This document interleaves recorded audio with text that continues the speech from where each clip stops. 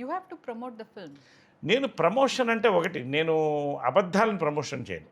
You'll talk. నాకు నచ్చింది నేను చెప్తున్నా. ఈ సినిమాలో ఏమేమి బాగుంటుంది, ఇది ఖచ్చితంగా థియేట్రికల్ ఎక్స్పీరియన్స్.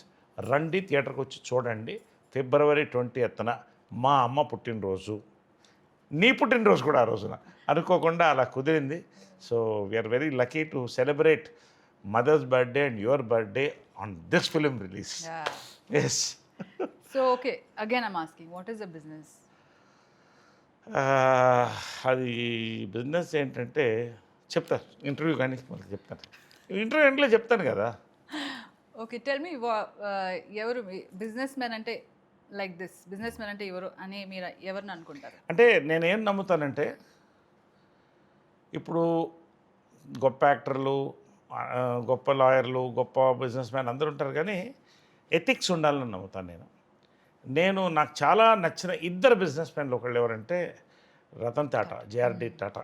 ఎందుకంటే భారతదేశానికి ఒక తలమానికమైన, అంటే అలా గర్వకారణం మనం చెప్పాలి. ఈ రోజున ప్రపంచంలో జాగ్వార్ లాంటి కంపెనీలు కొని భారతదేశం వాళ్ళు రూల్ చేస్తుందంటే ఒక టైంలో పేద దేశం. అదేవిధంగా మన తెలుగు వాళ్ళల్లో శ్రీ రామోజీరావు నా గురువు అని పిలుస్తాను.